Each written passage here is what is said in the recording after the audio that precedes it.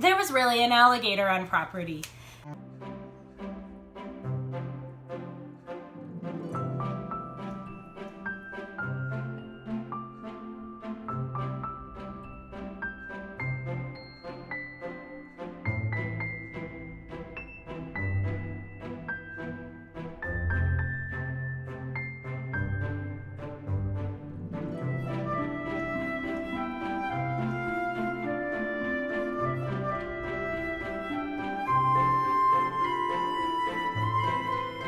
And welcome to another episode of the Yarn Curator podcast. My name is Naomi, and welcome to my space where I like to talk about knitting, spinning, and the fiber arts in general. So for those of you who are returning viewers, welcome back. For those of you who are new, welcome to you as well.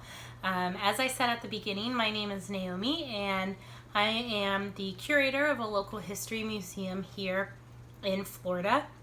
And so that's hence the name, the Yarn Curator podcast. If you would like to follow me on social media, I am the Yarn Curator on Instagram. It is where I'm most active. It's all spelled out one word, the Yarn Curator. And then I am House of Cardigans on Ravelry. I do try and keep my project pages up to date. As you guys have noticed, I did come back from SAF with a little bit of a cold, so bear with me. This is the first chance I've got to sit down and record in which I don't sound like a 90-year-old chain smoker. Although I think it probably still sounds a little bit like that. We've downgraded from that, so I think my voice will be okay to get through. I just got home from work. I apologize if this is a little frazzled and all over the place. I worked outside a lot today at the museum, and so I've sat down, I took a shower, ate dinner, and now I've cracked open a cider.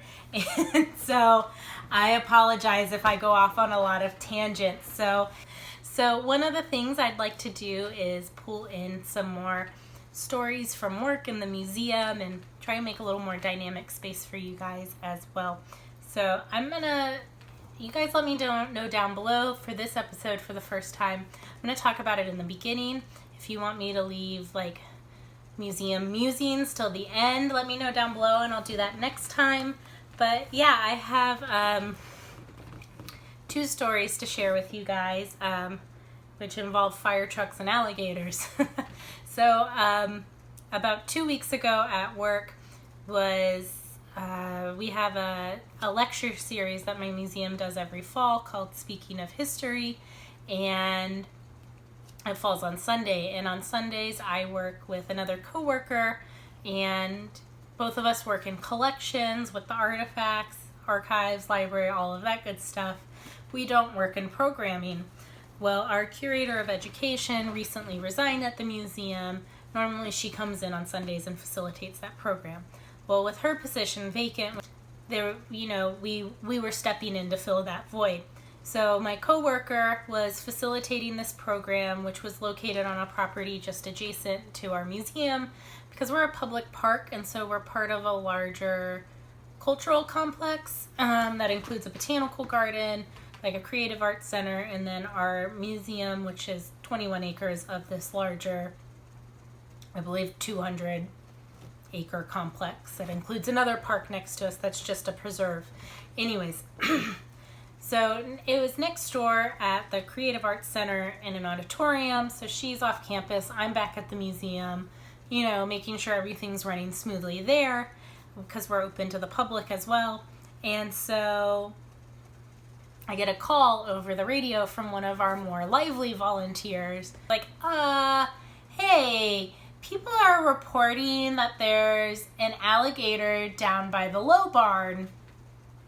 And the Low Barn is one of our historic structures. It's in the middle of the park. And it's like, oh, okay. And this particular volunteer who called it in is an interesting character. So it was one of those things where it's like, is this volunteer pulling my leg right now? Or is there really an alligator on property? There was really an alligator on property. And so I'm texting my coworker like, hey, we got a baby alligator situation. Texting my boss like, hey, we got a baby alligator situation. Do you know if we have a contract for a trapper to come and get it? since I work in local government, everything's on a contract. And then I'm also grabbing my heavy duty radio and I'm like, so-and-so to Ranger, and no answer. So I touch base with the volunteer. I pop in. I'm like, hey, I'm going to go take care of it. I'm radioing the Ranger. Please let the public know to not touch the wildlife. It should go without saying when it comes to alligators, but people are dumb. So then I walk over, and there's 2 other volunteers are there who I've never seen before, I've never met before. And then there's people who are walking by trying to take photos with their cell phone. So this poor little baby gator, who's probably this big, 2 to 3 feet long, and the poor little guy is obviously scared out of his mind. He's hissing all over the place. And I'm trying to tell people, just leave it alone. They're like, he came out of this hole under the barn. I'm like, he did not come out of that hole under the barn. We had just had a rainstorm. He probably moved swiftly through some puddles because we do have a creek that runs along part of our property line. And I imagine we flood when it rains. We get a couple inches of standing water in portions of the park. And I imagine he was just swimming, having a good time. And then when the rain cleared away and the water drained a little bit, he was not where he wanted to be. So anyways, these 2 volunteers do not want to leave. They're like, oh, well, we'll just make sure no one. I'm like, please stop approaching the alligator. Stop trying to chase it towards the creek down on the property that it probably came out of. Just let it be. We'll wait for the ranger. And, I've radioed. Just be patient. It's okay. Anyways, one of these volunteers is trying to chase it / walk it towards where this canal runs on the back of our property, the McKay Creek. And so in the process of doing that, she scares the bejesus out of him, and he goes into one of the stall doors of this barn, and there's only one way in and one way out. And so now I'm like, crap, now I have an alligator trapped in a historic building. We're open to the public. The weather was nice. We were full of people in the park. So I'm sitting there and I'm like, and he went way in the back of this barn stall, way in it. So I'm texting my coworker and then I'm texting my boss and I'm like, crap, he's in one of the buildings. And she's like, well, maybe just leave him alone for a little bit and he'll find his way out. And I'm sitting there thinking, well, I can't just leave him there while we're open to the public. I've worked with the public enough to know that when given the opportunity to do something stupid, they'll usually do something stupid. So I'm like, all right, well, I'll at least hang out and watch till we close or till I can get an answer from one of the park rangers. So anyway, someone who was monitoring the rain radio, either the chief ranger or whatever, I radioed for an hour. And they finally said, what's going on over there? I tell them the situation over the radio. And they're like, oh, just call the sheriff's office. They'll take care of it for you. So then I call the sheriff's office. They're like, no, you need to talk to Fish and Wildlife. I called them. They eventually get a trapper out. And our little baby gator leaves the property. And I was like, sorry, baby gator. You can't be at the History Museum anymore. And they're like, actually, they're very historic animals. He'd probably like it here. And I'm like, I don't care. Just go relocate him somewhere where no one's going to lose a finger. So that was fun museum story number 1. Number 2 is, our work group today was really great because when we get big groups like this to come in, they get a lot done for us fast. And usually it's jobs that I don't want to do personally, aka cleaning.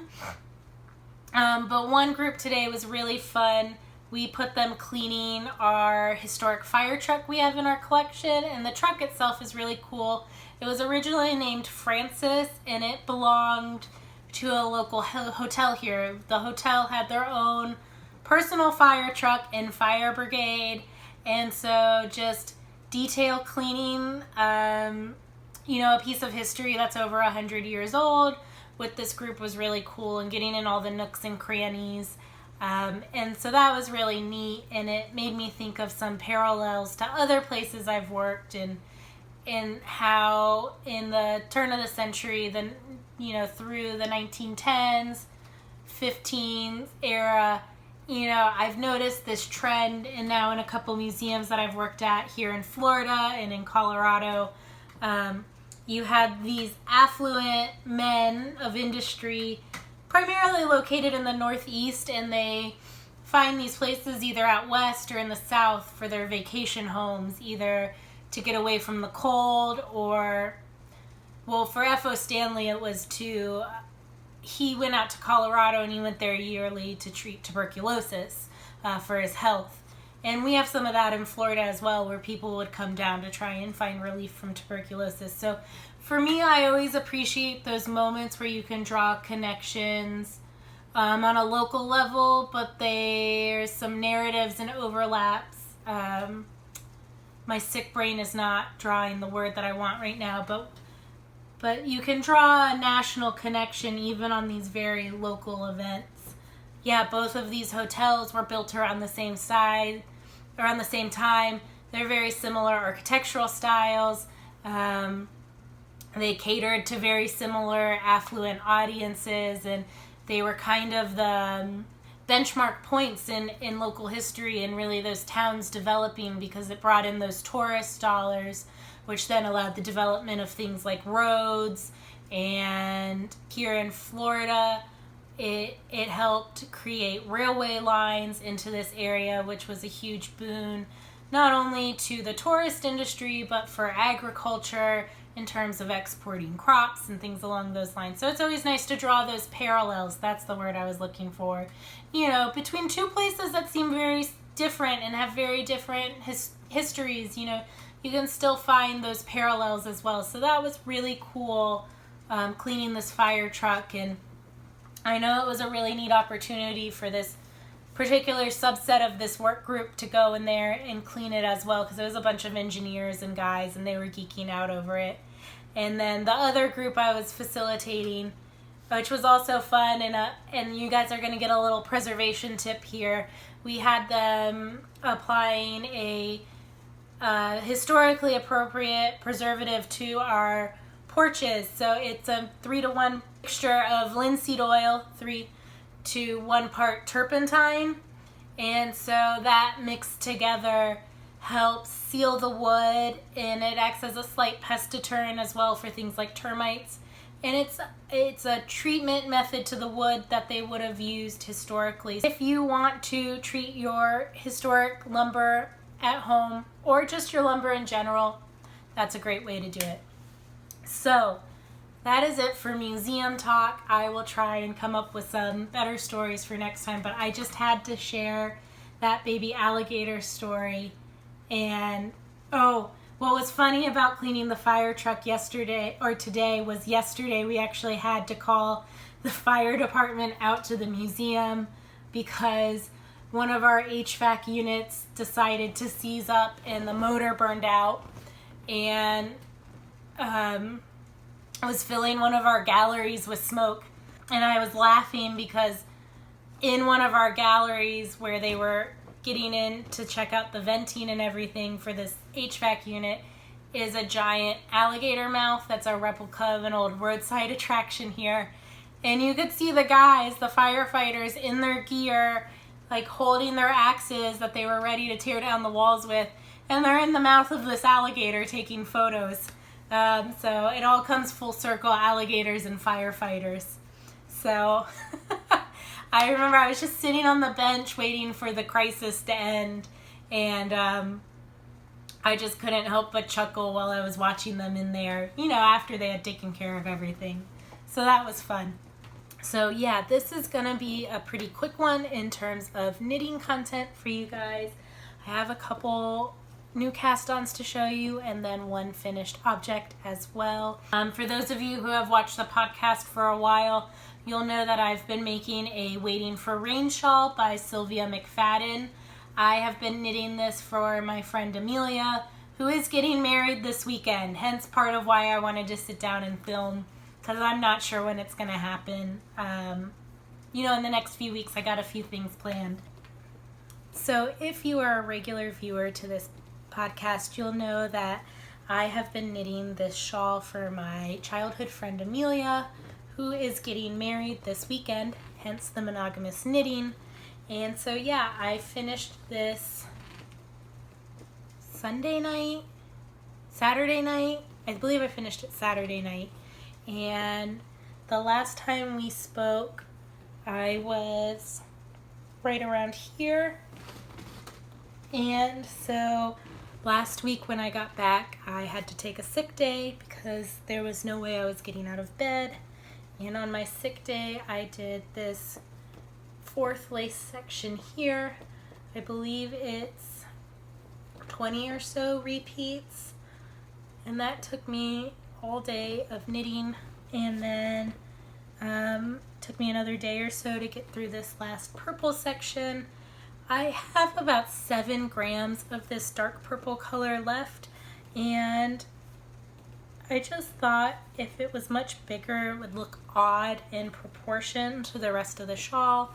So this took me about 3 evenings worth of, not 3 evenings, it took me most of the weekend to finish this bottom lace section. So yeah, I'm really pleased with the way this turned out. It's finished with the exception of one end that needs to be woven in. So here it is in its finished glory. Hold that up for you guys. So I'll try and bring this closer so you can get a nice close-up of the lace there. So I knit this out of yarn from Isolde. It's her Calypso base in the colorways Phyllis in Wilhelmina. It is a 55% BFL, 45% silk blend, and I believe I knit this on size 6 or 7 needles. So yeah, I just have this one tail here. I didn't weave this one in because I wasn't sure. This bottom lace section was curling really bad, and so I blocked it and hoped that blocking would fix that curl, but if it didn't, I left my tail out so I could pull out that cast off edge and change the bind off. So yeah, that was the plan, but it worked out well. Blocking did wonders. So I'm really pleased with this pattern and how it turned out.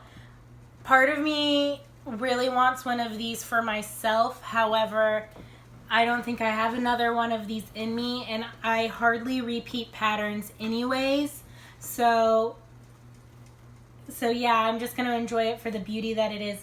So in terms of modifications, this pattern, I mean, it's a spelled out pattern, but she includes a document called Hacking Your Waiting for Rain, in which it's more of a recipe that you can follow.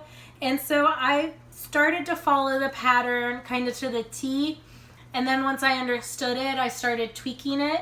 So I followed the pattern exactly through this first lace section, and then I started riffing it from there. So I knit this, I think I knit a couple more rows than you're supposed to do here in this section, and then I started this lace section in closer. In the original pattern, it's 10 repeats of this section, but it sits more kind of over here. And so yeah, I just kind of eyeballed each section where I wanted it to start and end.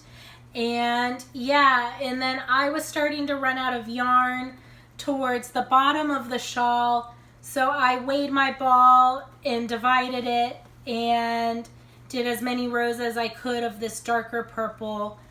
And I have to tell you guys, this weekend, I was like, do I really want to do the lace border? Like, do I love my friend this much to do the lace border? And ultimately, I decided I would be mad at myself more than anything if I took the lazy route after thinking that I wanted to do this lace border at the bottom. And so this is, it's an 8-stitch repeat for the lace. So I did I added up my stitches and it worked out perfectly where I could do 42 repeats here from where I ended with this part of the pattern. And what ultimately pushed me over the edge, aside from being mad at myself that I would have been lazy, was that I was browsing on Ravelry, other completed pattern pages, to see if anyone else had done this lace treatment at the bottom of the shawl, because it actually ends on a garter row. And I saw where one person had done it and it looked stunning. And so I was like, all right, suck it up, do it. You know you're going to like it. You know you're going to love it. And so it took me about 2 full days of knitting this. I did the math and I think it was about 9,500 stitches alone in this one lace section. So Amelia Brown, I love you, and only for you, my oldest childhood friend, would I do 9,500 lace stitches. So yeah, overall I'm really pleased with this. I think it's going to look beautiful with her in her dress at the wedding. And yeah, I just have to weave in this one end, and then I'm really thrilled with it. I'm really happy with the way the shawl came out. And yeah, I have nothing but nice things to say about this pattern. If you're comfortable working lace and doing short rows, you too can do this pattern. I'm holding it upside down right now. So yeah, like I said, this is kind of the last week or so what I've been working on, because I really needed to get my booty in gear and finish it for the wedding. And so I was hoping that I would have had time to knit myself a shawl for the wedding. That's not going to happen because there's no way I can knit a shawl in 2 days. So the bridesmaid's dress that we're wearing is kind of this dark plum color. So about 2 years ago, I knit a Find Your Fade pattern. I knit the Find Your Fade, and it fades from kind of a steely gray purple into a blue, then into a saturated purple. So I think I'm just gonna pack that for myself in case it's chilly, because the wedding itself is at the Lady Bird Johnson Wildflower Center just in Austin. So it's gonna be outdoors. I've been checking out the temperatures in Austin and it looks like it's gonna be crisp, which I'm excited for. Get me out of this Florida heat again, please, yes. So yeah, that's what I'll pack for myself. So otherwise, I just have 2 other projects to show you guys, and then a couple acquisitions. As you guys know, in my last episode before SAF, my local yarn shop asked me to knit a sample for them. It is the Volan Sod pattern. I'll put the designer information somewhere here. And yeah, so this was my travel knitting while I was at SAF. And so I cast this on at the airport, knit a bunch on the plane while we were driving around in the mountains and so on. Knit on it and then knit on it coming home. And I haven't really picked it up much since then. So this is it, if I can get it untwisted. So it's a pretty simple pattern. You start with a garter tab cast on, and then you increase out along as you go on each end. And yeah, so it's gonna be a nice long and then kind of shallow shawl. And I've increased to the point where I'm gonna start the lace border down at the bottom here in a little bit. It's what I have to do next. And I think I did one more set of increases than the pattern calls for, because I knew I was getting close to being ready to start the lace section. And then I just kept going, and then I counted it the other day and I was like, oh, I have one more, but it's not a big deal. This is another pattern where the designer says you can knit it, as big or small as you want. Just make sure you have this many stitches that you can divide by to do the lace pattern. So I'm going to start that here soon, and I should be able to knock this out in a couple nights, because I think the lace section itself is only like it's either 12 or 24 rows, so I can do that in a couple evenings or this weekend when I get back from the wedding, because Monday is a holiday. Thank you, veterans. And so yeah, I'll be home and I can probably knock it out then. For the yarn, I am using Manos del Uruguay in their Fino base, and the colorway I believe is, I don't have the label in the tab. I believe it's, I don't remember the colorway. I want to say like golden ochre or rust.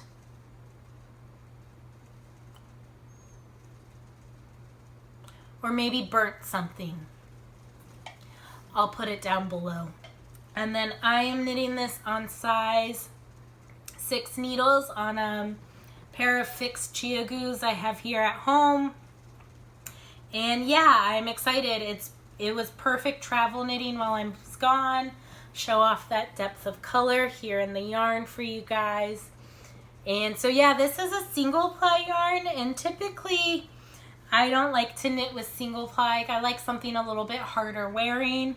And the last single ply that I worked with curled back on itself a lot when I was knitting with it, and so I found it a little bit fussy.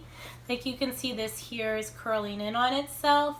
But overall, this yarn is really nice. And yeah, it's got a really pretty depth of color to it. And so yeah, I'm pleased to get this kind of going and probably off my needles here in the near future.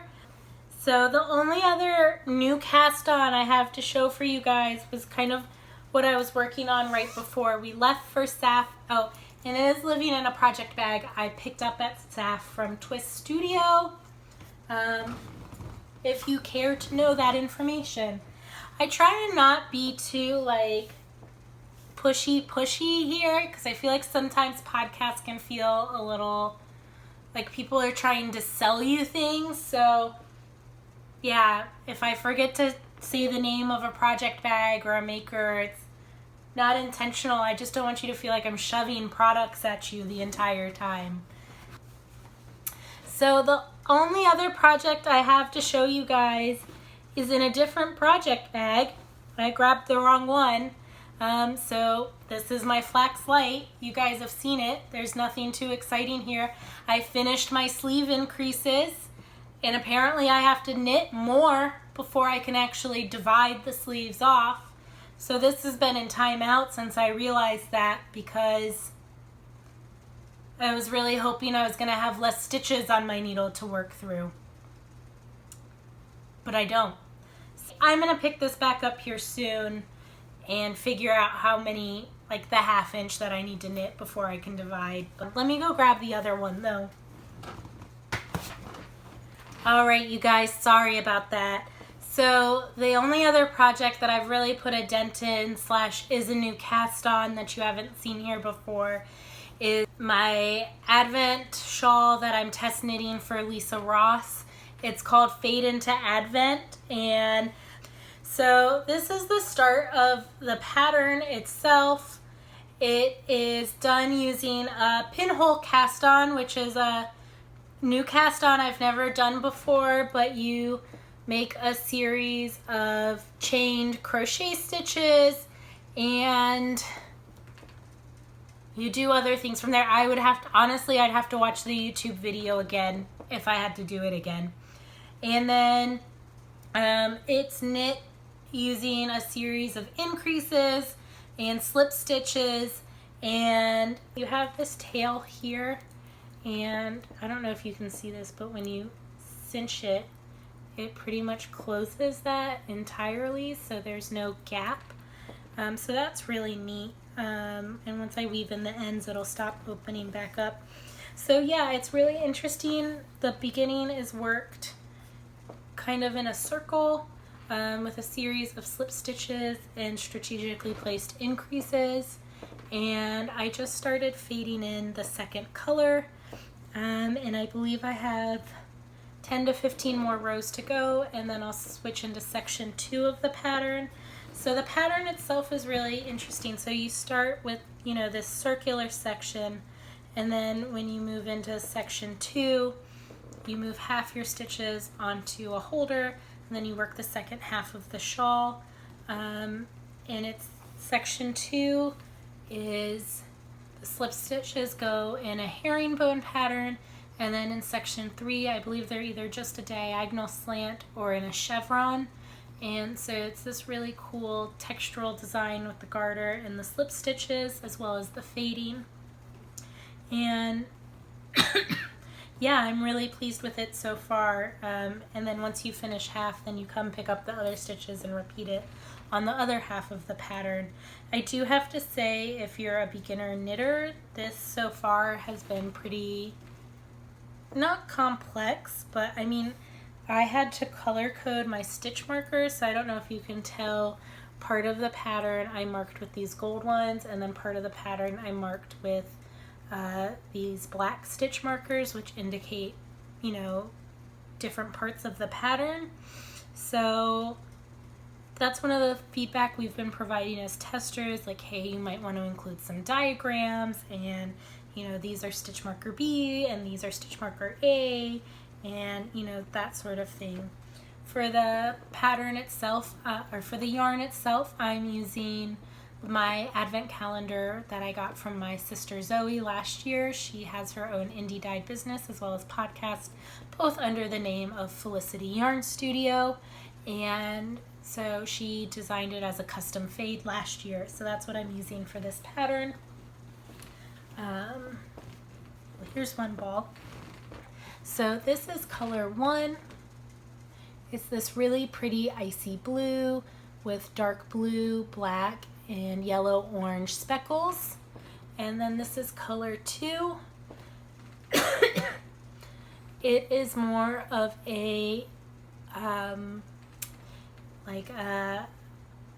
electric blue is too strong of a word, but it's kind of a neon blue with a little bit of green to it and some pinky purple blue and neon yellow speckles as well. There's a little bit of black in there. So I've just started to fade in here, and I think they're fading beautifully. You can almost can't really tell where one starts and the other ends. So yeah, I'm really pleased with this. Once I finish my shop sample, I'm gonna sit down and really power through this in the next week or so. So yeah, otherwise, you know, this week after finishing Amelia's shawl, I've just needed something mindless that I don't want to think about. And so I've been working on my novelli in the evenings, but I'm still on Body Island, so I'm not going to show that to you guys other to say that it will be part of my travel knitting that I take to Texas with me. I'm really excited. My mother-in-law is picking me up from the airport on Thursday, and I'm going solo. My husband decided to stay home because he couldn't miss work, and so I was like, she's an avid quilter, and I was like, would you mind taking me to the yarn shop when I land? And she's like, yeah, it's right next to the quilt shop. And so so yeah, we're gonna hit 2 yarn shops when I get there. One's a yarn and loose tea store called the Knitting Cup, and then the other shop is called A Sheep at the Wheel. That one's next to the quilt store, so I'm gonna have a really good time with her.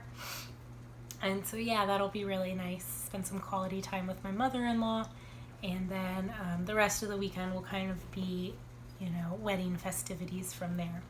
So yeah, that's it for projects, you guys. I do have a couple acquisitions to show you. So before my SAF weekend started 2 weekends ago, when I landed, Zoe gave me a few things. One was my advent calendar for this year, which if I decide to do Vlogmas, I'll do a little reveal of those every day. And then she also dyed up these sock sets recently and gifted me this. So for those of you who have been watching for a while, you'll know that purple is my favorite color. And so this is a really pretty pastel pink purple with a really bright purple mini skein for contrasting, you know, heel, toes, and cuffs. I probably won't make socks out of it because socks just aren't my jam, but I really like it. And then she also gifted me her full skein from her advent calendar last year. That way I'm thinking about doing a shawl, and so that way I would have enough yardage to do a shawl with my leftover skein for my advent calendar. And then last but not least, I don't know, had to have been some point this summer, Amy herself of La Bien Amy did a truck show at Black Mountain Yarn Shop, and so Zoe picked up this beautiful skein of Merino Super Sock. It's a 75-25 Merino nylon blend and 67 yards. The colorway is called Le Littoral. Don't ask me. I'm terrible with foreign languages. I'm terrible with accents, so I'm sorry if I butchered that. Littoral. It's getting worse and the cider isn't helping. If you guys want to know how bad I am at foreign languages, let me tell you, I took 4 semesters of ancient Greek when I was in my undergrad. Well, one, because you didn't have to speak it because it's a dead language. It was mostly translating and a lot of grammar and syntax and that sort of thing. Well, anyways, when I was starting to apply to graduate programs and thinking about what I wanted to do, I talked to my professor and I was like, hey, I have this idea for a research focus. I said, I really want to explore knitting, spinning, weaving, the fiber arts as a means of economic income and therefore freedom for women in ancient Greece and Rome. You can find a lot of references to weaving and spinning in a lot of classical mythology and Greek dramas and that sort of things. So, the source material is there, and my professor at the time, he's like, I think that would be a fascinating topic. I don't know if anyone's done it or not. He focused more on dramas, was his focus. Anyways, he was like, you would need to go to remedial Greek because I'm terrible with vocab. He was like, and in addition to needing a highly intensive remedial Greek program, you would need to learn Latin, Italian, French, and German, because that's what all the source material is in. That's when I said, you know what? A master's in classics probably isn't for me. And I am okay with that because languages are not my strong suit.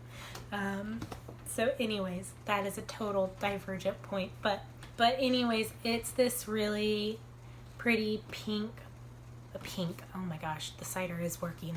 It's this really pretty periwinkle kind of blue lavender with rust colored speckles throughout, so it's really pretty. It's beautiful and I will treasure it. So yeah, I'm really looking forward to sinking my teeth into those whips I just showed you guys a little bit more, and then once those are done, I have some projects that I want to cast on here in the near future. I keep seeing the Spectre cardigan sweater by Joji Locatelli popping up. It's this really pretty fingering weight sweater, and it also has a slip stitch, like crisscrossing slip stitch detail that I really want to make. And then as a thank you to my mother-in-law for hosting me this weekend, I think I want to knit her either a scarf or a wrap or something, just as a thank you present. So I'm going to have a go dive through my stash to look at that and see what I can make for her. So I think that's it for today, you guys. Thanks for putting up with my voice. As I mentioned, in addition to coming back from SAF with a full heart and empty pockets, I did bring back a little bit of a head cold. You wouldn't believe it, but I've been on meds for a week now. Oh, I did want to tell you guys, so yeah, I'm going to Austin this weekend, so I won't be able to film a podcast, but in the following weekend from when I get back, Gigi of Gigi Made It is going to be at Four Poles Yarn Shop, which is a local yarn shop in Winter Haven, Florida. And so I'll be going up there that weekend. I would love to meet her. I think she's such a positive, vibrant voice in our community. So yeah, thank you so much for watching, and till next time.